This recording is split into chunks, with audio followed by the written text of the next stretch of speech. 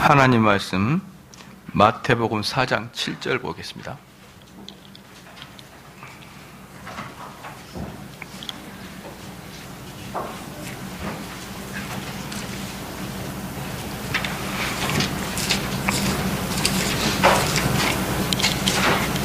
마태복음 4장 7절.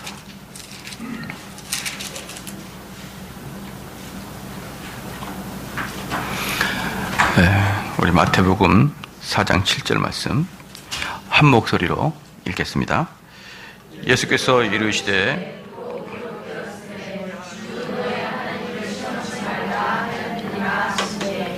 아멘.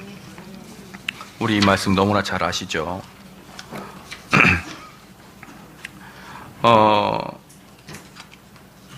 오늘은 또 계속해서 이제 회개에 대한 말씀을 하겠는데요. 우리가 그 성경을 본다는 것은 한 가지 여러분 염두에 둘 게 뭐냐면, 이 성경은 여러 공동체에게 이야기를 했지만 그것이 내 개인에게 들려질 때에 비로소 은혜가 되는 것이에요. 내 개인에게 들려질 때. 그러므로 여기에 이 성경 말씀, 예수께서 이르시되 4장 7절 말씀에 또 기록되었을 때 주 너희 하나님을 시험치 말라 하였느니라 하신데, 이 말씀이 나에게 하신 말씀으로 들려져야 된다 이 말이죠. 이것은 그 악한 마귀, 시험을 했던 마귀에게 했던 소리구나, 이렇게 보면 안 되는 것이고요. 이 말씀은 지금도 나에게 똑같이 들려지고 있는 것이다. 왜냐? 우린 잘 알다시피 우리 내면이 마귀랑 진배 다를 바가 없다 이 말이죠. 다를 게 별로 없는데, 그러므로 마귀에게 이렇게 하나님께서 책망하신 것은 곧 나에게 책망하는 것과 똑같다. 우리 주님이 마귀의 괴계를 잘 알고 계십니다. 그래서 그 싸움에 패하지 않으리라는 것도 우리 주님께서는 알고 계셨고, 이 마귀에게 공격하는 방법에 대해서 대처하는 법까지 다 이렇게 알려주셨습니다. 이 말씀은 신명기 6장 16절 말씀을 인용한 것인데요. 너희가 마사에서 시험한 것 같이 너희 하나님 여호와를 시험하지 말고, 이렇게 했거든요. 신명기 6장 10절에 너희가 마사에서 시험한 것 같이 너희 하나님 여호와를 시험치 말고, 이 신명기서 말씀을 예수님께서 응용하여서 나를 시험하지 말라, 이렇게 이야기한 것입니다. 이 마사는 또 어디냐? 출애굽기 17장 7절 말씀에는 이렇게 나와 있습니다. 그가 그 곳 이름을 마사라 또는 무리바라 불렀으니 이는 이스라엘 자손이 다투었으며 또한 그들이 여호와를 시험하여 이르기를 여호와께서 우리 중에 계시니가 아닌가 하였습니다. 그러니까 결국은 뭡니까? 예수님께서 이 마태복음에서 나를 시험하지 말라, 이 말씀은 신명기서의 말씀이고, 이 신명기의 마사가 어딘지 알고 봤더니 이스라엘 시대의 광야 시대에 걸어갔던 무리바가 있던 곳이에요. 무리바 지역이에요. 그럼 이제 그곳에서 그럼 이스라엘 백성들이 무엇을 하면서 도대체 하나님을 시험했느냐? 백성들끼리 자중질환이 일어나는 거예요. 자중질환이 일어나면서 그들이 하나님을 대항해서 뭐라고 했냐면, 도대체 하나님이 계시긴 하냐? 이제 이런 식의 불만, 불편을 한 거예요. 하나님이 우리와 동행한다며? 동행하는 하나님이 동행하는데 이거니? 이제 이런 식이에요. 이런 식의 이야기를 그들이 했고, 그 하나님의 말씀을 가지고 우리 주님께서 마귀에게 시험하지 말라, 이렇게 말했거든요. 그러면 이 마태복음 4장 7절 말씀에 나를 시험하지 말라, 이 말씀은 지금 우리에게도 동일하게 들려져야 된다 이 말입니다. 왜? 우리는 그 이스라엘 광야의 시대에 있었던 그 사람들과 거의 다를 바가 없이 우리는 하나님을 그렇게 욕되게 하고 있고 시험하고 있거든요.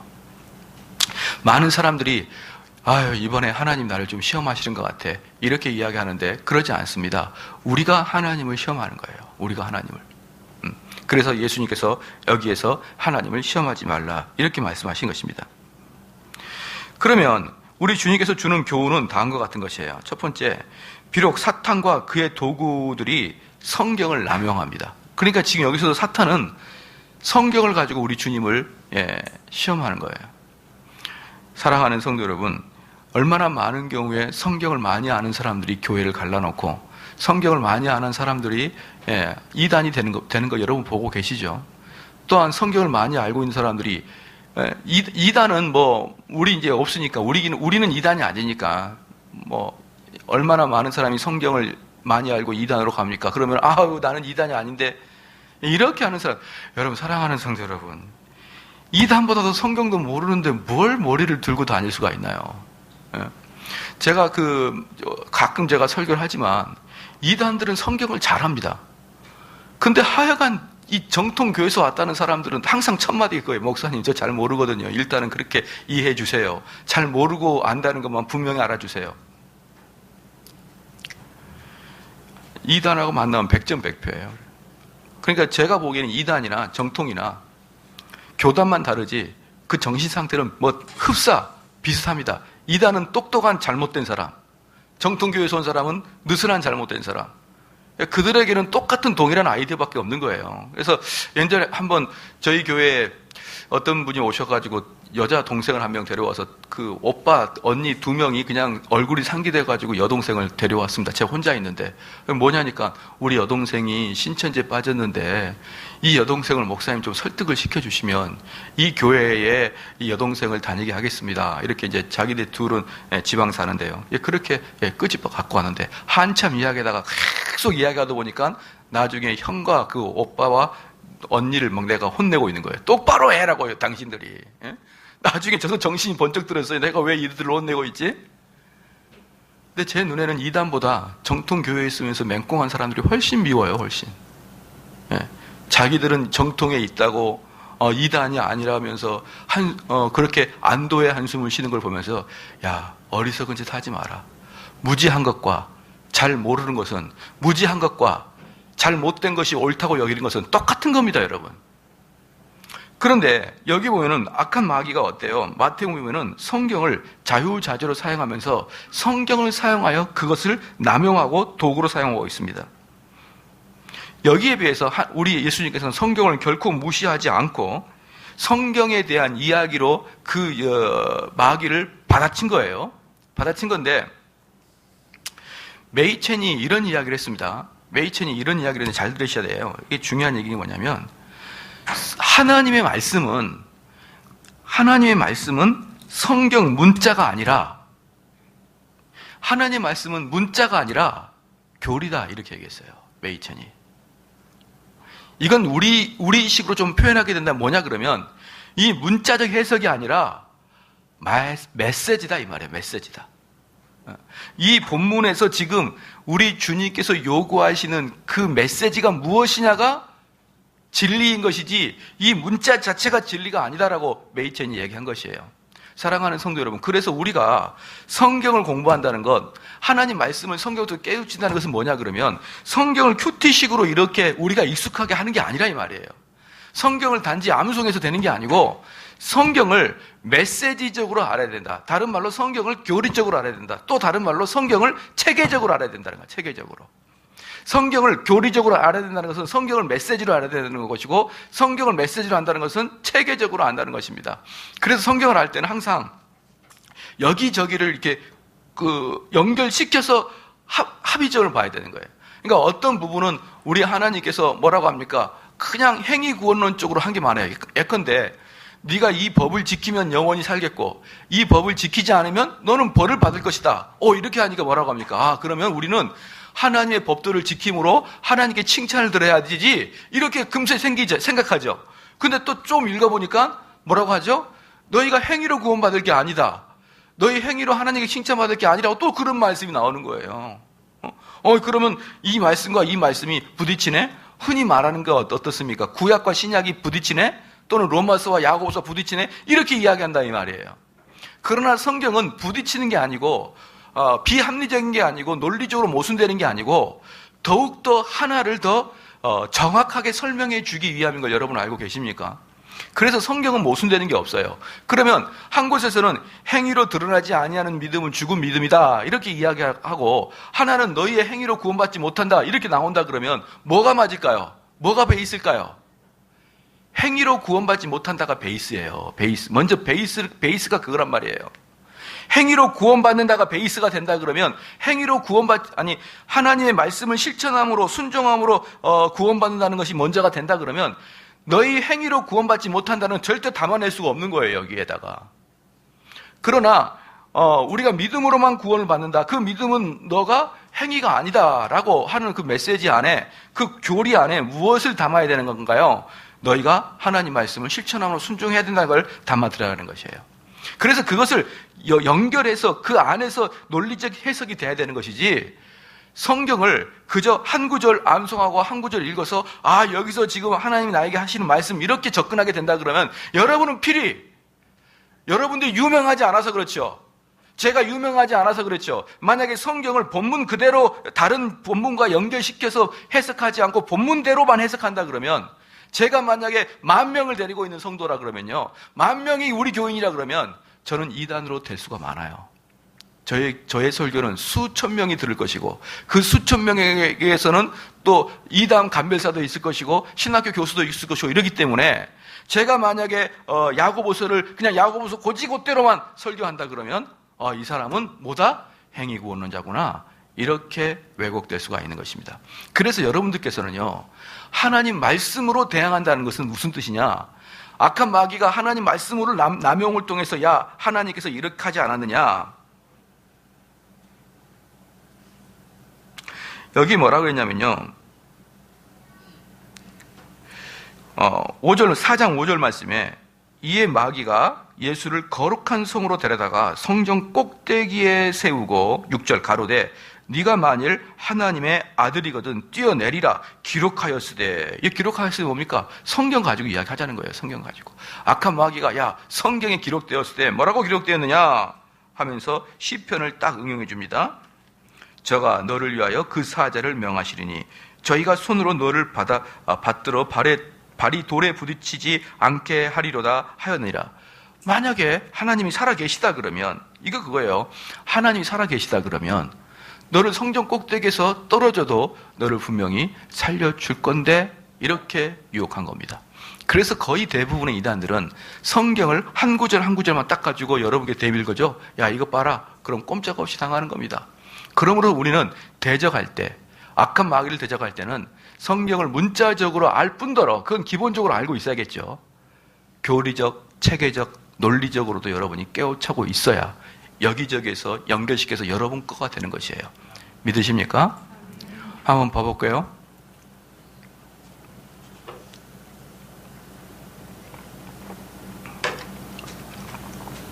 우리나라 사회가 지금 심히 어지럽습니다. 심히 어지러운데, 같은 그리스도 안에서도 진보파와 보수파가 나눠져 있어요. 그렇죠? 그러면 물어보겠습니다. 우리는 진보파를 주장해야 되나요? 보수파를 주장해야 되나요? 성경에 진보와 보수를 주장하러 나와 있나요? 나와 있지 않죠. 그렇죠?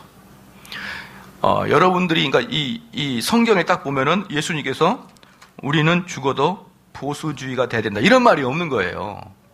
또 성경을 보면은 성도들은 진보적 사관을 갖는 것이 하나님의 복이다, 내 뜻이니라, 이런 게 없는 거죠. 그렇기 때문에 또 하나 봐볼까요? 만약에 여러분께서 A라는 사람과 B라는 사람이 결혼을 해야 되는데, 내가 보니까 도대체가 못 잡겠는 거예요. A도 괜찮은 것 같고 B도 괜찮아. A라는 사람은 여러 가지 학력도 좋은데 성격이 너무 급해서 아마, B라는 사람은 신앙도 좋은데 성격도 좋은데 돈벌이가 시원찮아. 내가 누구랑 결혼할까? 자, 이런 상태에 빠지게 될 수 있잖아요. 그럴 때 성경에서 말씀하고 있냐고요. 그래서 우리들이 이 땅에 살아갈 때 선택하고 나가는 것들의 거의 90% 이상은요, 성경에 딱 센텐스 나와 있지 않아요. 한 센텐스 나와 있지 않아요. 그러니까 이 센텐스 나와 있지 않으니까 요상하게 성경을 해석하는 사람도 어떻게 해석하냐 그러면 막 기도한 다음에 어떻게 하죠? 딱 성경을 펴요. 근데 어떻게 펴냐면은 기도하다가 마태복음 29장 8절 딱 펴니까 마태복음 29장까지가 8절을 딱 보니까 28장까지만 있구나 이러면서 또 다시 하나님이 나에게 잘못된 메시지를 전했나 보다, 28장까지 있구나 하면서 다시 이제 이 마태복음이 그때야 비로소 29장이 없다는 걸 깨우치고 28장을 찾고, 이제 이러면서 약간 아주 어릴 때 참새 한 마리가 돈 주면은 탁 꼬집어서 운세를 가져오듯이 성경 가지고 하나님의 뜻을 발견하라 그러니까 이 어리석은 자들이 그렇게 그 성경 구절을 뽑기식으로 이렇게 가져가는 거예요. 그래가지고 그런 경우가 많습니다. 마태복음 29장 28장까지였구나. 다시 기도하는 거예요. 하나님 어딘가요? 그럼 하나님은 그 다음부터는 마태복음 29장을 이야기하지 않고 딱 다른 걸 이야기해 주겠죠. 그럼 그걸 가지고 하나님이 나에게 말씀했다. 이런 식으로 치우치는데 사랑하는 성도 여러분, 그게 아니고요. 하나님 말씀은 체계적으로 여러분이 통으로 알고 있어야, 그렇죠, 교리적으로 알고 있어야 여러분의 삶의 모든 선택을 거기서 다 발견해낼 수가 있는 거예요. 다시 말씀드려서 하나님 말씀은 체계적으로 가지고 있지 않고 그 문자적으로 가지고 있다 그러면 여러분들이나 저나 이 땅을 생활할 때 선택할 때는 매번마다 어떻게 되느냐, 하나님 내가 A로 갈까요 B로 갈까요, 계속 기도로 물어봐야 돼요. 계속 기도로 물어봐야 되는 거예요. 하나님 내가 어떻게 할까요? 계속 눈 감고 하나님 나에게 말씀하옵소서. 스가랴 막 그러면 스가랴 보니까 마침 또 그 절이 딱 있어서 읽어보니까 이런 말씀이 나에게 주셨구나. 때로는 그렇게 읽었는데 지금 상황과 전혀 관계없는 그런 상황이면 다시 하면서 또 하나님께 다시 해요. 그러는 게 아니라 하나님의 뜻은 체계를 가지고 교리적으로 여러분 접근하시기를 주님은 축원합니다. 그래서 그레이시안 메이첸이 하도 답답하니까 그때가 1930년대 미국 자유주의와 보수주의의 논쟁에서 마지막에 메이첸이 그랬다니까요. 하나님의 메시지는, 하나님의 뜻은 문자에 있는 게 아니라 교리에 있다, 이렇게 표현한 거예요. 그런데 우리는 어때요? 교리를 공부도 하지 않고 이 말씀이 어디서부터 흘러나와 있는지 그 체계도 모르고, 그러니까 그저 그 본문 하나 가지고 보십시오. 오늘 말씀에 4장 7절 말씀이 이거죠. 예수께서 이르시되 또 기록하였으되 주 너의 하나님을 시험하지 말라 하였느니라 하신데, 이걸 뭡니까? 신명기 6장 16절 말씀, 출애굽기 말씀에 의거해서 뭐라고 하는 것이죠? 어떤 게 시험입니까? 하나님이 너와 함께 있는 걸 네가 믿니? 이렇게 믿는 게 시험이라 이 말이에요. 지금 6절 말씀에도 똑같이 마귀가 그 시험하고 있잖아요. 가로되 네가 만일 하나님의 아들이거든 뛰어내리라 기록하였을 때 저가 너를 위하여 그 사자를 명하사, 저가 누굽니까? 하나님이죠. 하나님이 너를 위하여 그 사자를 명하사 저희가 손으로 너를 받들어 발이 돌에 부딪히지 않게 하리로다. 만약에 하나님 살아계시면 너 아무 일 없을 것이다. 딱 그렇게 하는 거예요. 사랑하는 성도 여러분, 이 말을 딱 듣고 주 너의 하나님을 시험하지 말라, 이렇게 하는 거예요. 여러분들 한번 볼까요? 이때가 언제냐면, 우리 새벽기도 나오신 분은 잘 알지만 출애굽을 딱 합니다. 출애굽을 딱 하고 시내산에서 1년간을 머물러요. 11개월을 시내산에서 머뭅니다. 그때 시내산에서 하나님의 은총을 통해서 어렵지 않게, 여러분 언제 성지순례 가게 되면 시내산에 한번 가볼 때가 있을 거예요. 가보면 깜짝 놀래요. 왜? 나무 한 그루 없고 전부 다 바위밖에 없거든요. 근데 어떻게 그 시내산에 11개월 동안 하나님이 은혜를 주셔서 거기서 살게 했는지 모르겠지만 거기서 11개월을 살아요. 그러면서 율법도 만들고, 그러면서 여러 가지 제도도 만들고, 진도 만들고, 그렇게 해가지고 앞으로 40년 동안, 정확하게 38년 동안을 광야에서 헤맬 조직체계를 만듭니다. 그래 놓고 걷자마자 하늘에서 너무 더우니까 얘네들이 뭐라고 하냐면, 걷자마자 하늘에서 만나가 내려오거든요. 만나가 내려오는데 그 만나의 맛은 너무나 맛있는 거예요, 만나가. 근데 그것을 먹으면서 뭐라고 그러냐, 아휴 고기 먹고 싶어, 이러는 거예요. 고기 먹고 싶어. 그러니까 만나가 내리자마자 이스라엘 백성이 첫 번째 반응은 원망불평이었습니다. 원망불평. 아이 고기 먹고 싶어. 에이. 여러분 민수기 11장을 봐보세요. 만나가 내려온 다음에 곧바로 원망이 나옵니다. 그때 모세가 얼마나 화가 났던지 하나님께 뭐라고 합니까? 내가 얘네들 아비입니까? 내가 얘네들 낳았어요? 왜 나한테 이런 험악한 일을 시키십니까? 하나님. 이러면서 하나님께 불만불평할 때 이스라엘 백성이 뭐라고 불평한 줄 아닙니까? 종합적으로 하나님이 우리랑 같이 있는 거 맞아? 이 말이에요. 하나님이 우리랑 같이 있는 거 맞아? 모세가 뭐라고 한 줄 아닙니까? 어찌하여 나에게 이러한 고통을 주십니까? 어찌하여.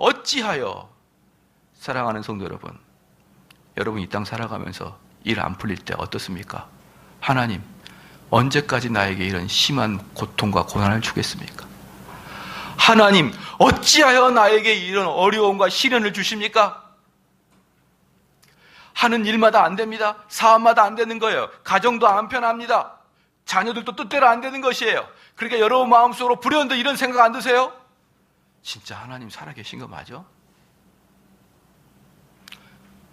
하나님이 내 기도 들어주신 거 맞아?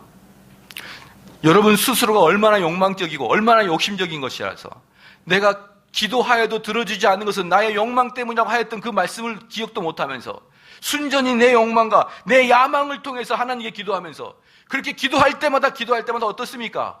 하나님께서 그 기도를 안 들어주시고 더욱더 집안이 어려워지자 어떤 거예요? 하나님, 나 기도 안 할래요 이제.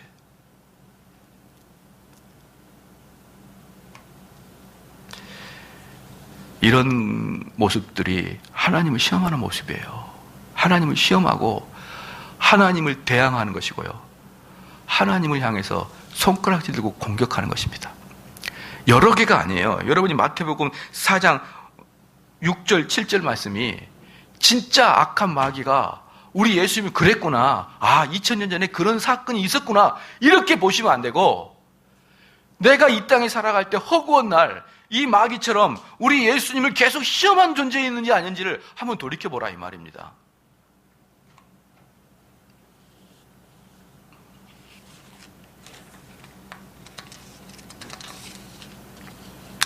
출애굽기 17장 한번 봐볼게요. 출애굽기 17장.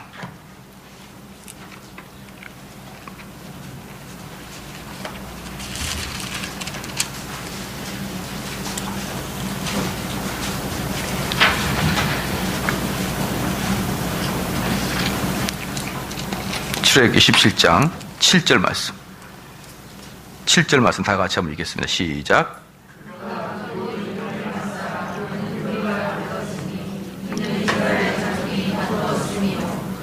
그들이 여호와를 시험하여 이르기를 여호와께서 우리 중에 계신가 아닌가 하였습니다. 여기서 시험하여서 뭡니까? 하나님이 있냐 없냐. 우리와 함께 하신다면서요. 우리가 하나님께 매달리면 하나님이 나와 함께 하신다면서요.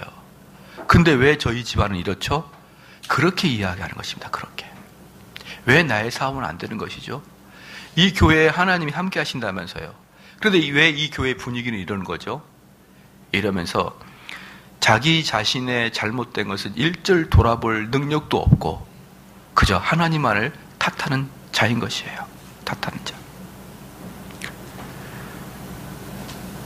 하나 더 볼게요. 이것을 그대로 이야기한 게 사도행전 15장 10절입니다. 사도행전 15장 10절.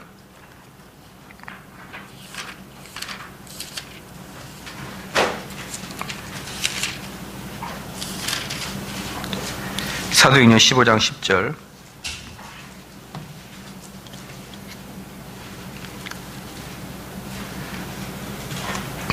같이 한번 읽겠습니다. 시작. 그런데 지금 너희가 어찌하여 하나님을 시험하여 우리 조상과 우리도 능히 맺었던 멍에를 저대자게.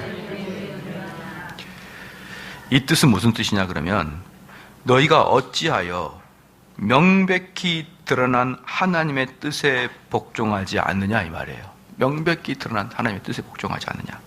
너희가 어찌하여 마치 하나님이 그리스도에 대한 믿음 외에 것을 그분의 종들에게 요구하시는지 여부를 시험하려 하듯이 그분이 명백하게 명령한 내용들조차도 지키지 않고 있느냐 이 말입니다. 너희들도 못 매는 것, 분명히 하나님이 우리에게 주신 것들도 아느냐. 사랑하는 성도 여러분, 우리는 그리스도를 시험할 때 두 가지 형태로 봐야 됩니다. 첫 번째는요, 그리스도가 육을 입고 계실 때, 육체를 입고 계실 때 누가 시험했습니까? 바리새인과 서기관들이 우리 주님을 시험했어요.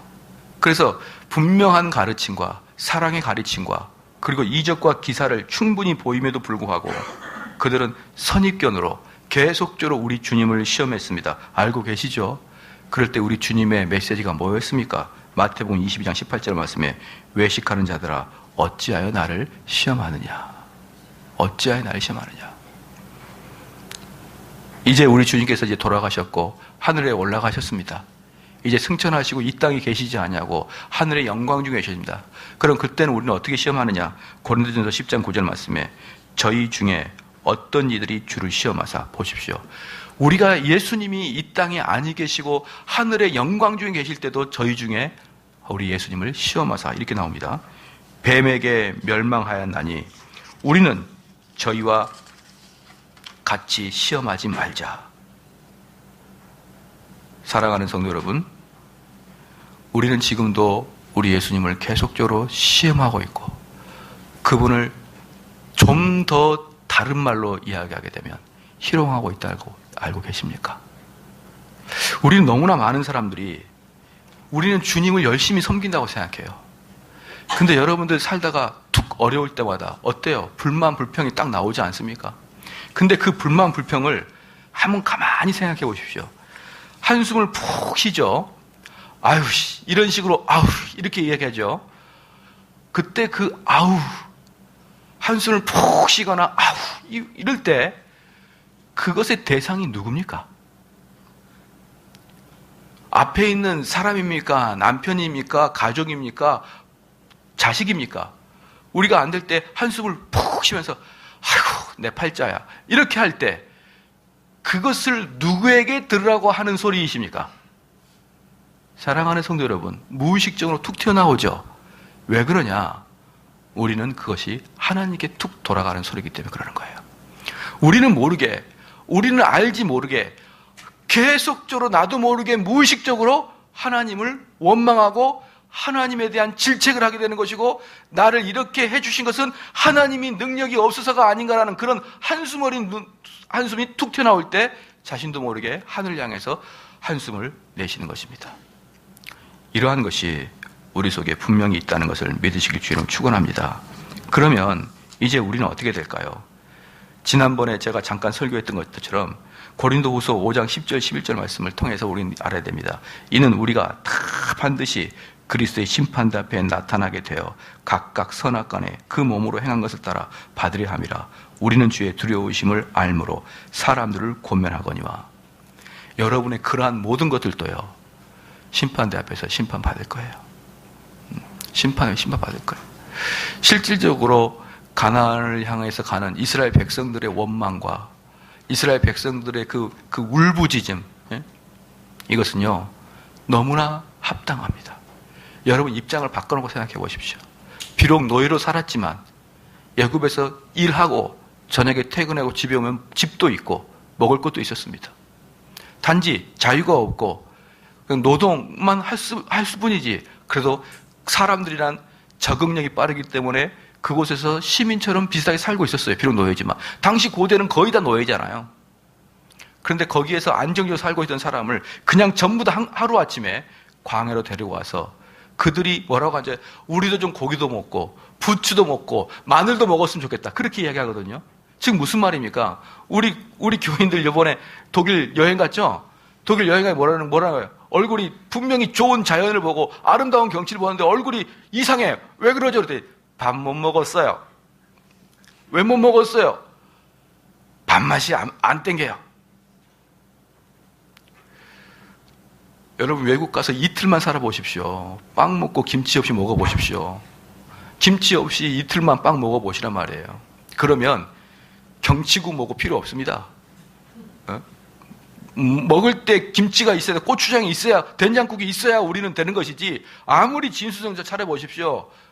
2, 3일 먹고 나면은 그냥 그 고기도 지겹다 그러는데 이스라엘 백성은 나중에 뭐라냐면 내 코에서 메추라기 냄새가 난다 그래요. 뭔 말입니까? 이제 메추라기도 지겹다 이 말이에요. 그냥 온 몸에 메추라기 그냥 비계 냄새가 난다 이 말이에요.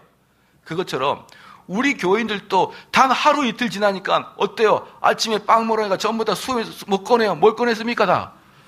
컵라면 꺼내가지고 몰래 말아먹고 앉아있는 거예요. 이만큼 식단의 변화는 큽니다. 그러니까 이스라엘 백성이 뭐라 그랬냐면 우리는 애굽에 있을 때 마늘도 먹고 부추도 먹었다. 아, 그거 먹고 싶다. 이렇게 하는 거예요. 그러면서 모세한테 뭐라 했냐면 왜 우리를 이곳에 데리고 왔나요? 이렇게 이야기한 거예요. 얼마나 우리도 그러한 우를 많이 범합니까? 그들의 하소연, 그들의 어떤 그 컴플레인은요 너무나 합당한 컴플레인이었습니다. 그런데 그러한 것들이 어떻습니까? 하나님을 대적한 것이었다. 우리가 일상 살아가면서 쉽게 내뱉는 한숨과 쉽게 내뱉는 내 인생이 꼬라지가 뭐냐 이렇게 나 혼자서 주절주절 거렸던 내용들이 하나님을 대적한 거라니. 지난주에 읽어드렸습니다. 욥기 20장 11절 말씀에 그 기세가 그와 함께 흙에 누우리라. 그 기세가 뭡니까? 이 땅을 살아왔을 때 나의 흔적, 내가 살아온 그 기세, 그 기세는 내가 죽음과 동시에 싹 사라진 게 아니라 어떻게 되냐고요? 내가 죽을 때 함께 묻힌다. 무슨 말입니까? 심판대 앞에서 꺼낼 것이다. 여러분이 이 땅에 살아갈 때 얼마나 원망 불평 많이 했습니까? 심판대 앞에서 다 해명해야 될 것입니다. 너 그때 하나님께서 너에게 이렇게 은혜를 베풀어 주셨는데. 저는 우리나라 사람들이 제일 듣기 싫었던 소리가요, 헬조선이 제일 듣기 싫었으면 헬조선. 헬조선. 헤븐조선까지는 아니라도요, 우리 한국 헬조선 아니거든요. 그런데 다들 먹고 살만한 애들이 밖에 나가서 헬조선 그래요. 얘네를 다 데리고 어디 가야 됩니까? 저기 에티오피아 갖다 놔야 돼요. 얼마나 한국이 좋은 조선인지를 경험시켜야 됩니다. 뭡니까? 아무리 풍족해도 그 마음 상태가 분노로 차 있고 왜곡되어 있고, 그러한 자들 하나님께서 그들을 벌하시리라.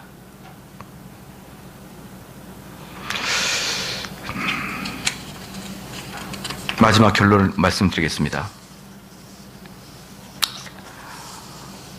이러한 하나하나가 여러분들이 하나님께서 여러분에게 주신 그 은총과 은혜에 대해서, 예컨대 가장 쉽게 이야기하면은 우리 하나님이 한국에 주신 그 은총, 여러분 제가 요즘에 그 연구를 좀 하는데요, 제가 깜짝 놀란 게 뭐냐면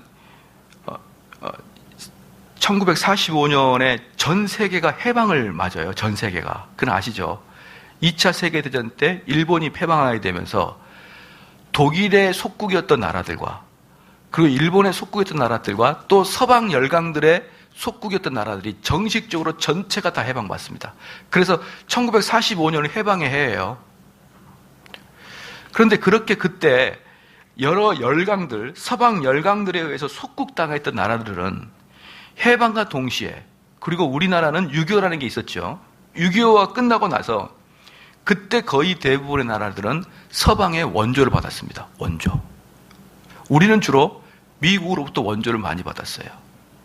미국으로부터 원조를 많이 받았는데, 그때가 그런 사람들, 그래서 원조를 받는 사람들을 뭐라고 하냐면 제3세계 국가 이렇게 얘기합니다. 제3세계 국가. 제3세계. 원조를 받는 나라. 근데 여러분, 제3세계 국가 중에 원조를 받지 않고 원조를 해준 나라는 한국밖에 없어요. 여러분 알고 계십니까? 그리고 제3세계 국가에서 기독교가 그 국가의 20%를 차지한 나라도 한국밖에 없어요. 제3세계 국가에서 선교사를 가장 많이 파견한 나라, 지금은 미국이지만 인구 밀도로는 미국보다 3배가 많습니다. 한국 목사들이 갈 데가 없어가지고 선교도 나갔거든요. 제일 많이 파송받아요. 여러분, 이게 하나님의 축복 아닌가요? 이게 하나님의 축복 아닌가요? 근데 주신 이 하나님의 축복의 땅에 항상 불만하고 헬조선이라 그러고, 이놈의 조선을 내고 웬만하면 도망가서 이민가 살아야겠다 이러고, 그런 거 하나님을 향한 원망이라고 생각하지 않습니까? 저는 우리나라가 정말 하나님 앞에 회개해야 된다고 생각해요. 자꾸 이러한 악의 조장, 불안의 조장, 어떤 왜곡된 것 조장, 이렇게 해가지고 하나님을 지금까지 우리에게 내려주신 그 축복, 우리는 40년 만에 얼마나 넥타이 메고 살만한 나라가 됐잖아요, 이제. 그렇죠. 우리는 더 이상 굶어 죽는 사람이 없잖아요. 우리는 더 이상 돈 없어가지고 병원 못 가고 돈 없어가지고 학교 못 가는 그런 나라가 아니잖아요, 이제. 이제는 우리나라는 그런 것들로부터 어느 정도 해방된 나라잖아요. 단 몇 년 만에, 40년 만에. 그렇죠. 제가 어릴 때만 해도 어떻습니까? 여러분도 다 기억나실 거예요. 학교에서 선생님이 제 이름을 불러준 적은 별로 없어요. 주로 반 아이들 거의 저희 때 저희 반 아이가 67명이었어요. 한 반이. 그 67명에서 선생님 불러줘서 한 번씩 나와서 선생님께 칭찬 듣고 상 받아내는 경우는 정말 특별한 일이었거든요. 근데 가끔 1년에 한 번씩 선생님이 저를 불러준 적이 있었어요. 정대훈 앞으로 나와. 뭐죠? 해충약 받아가. 이렇게. 해충약 받아가.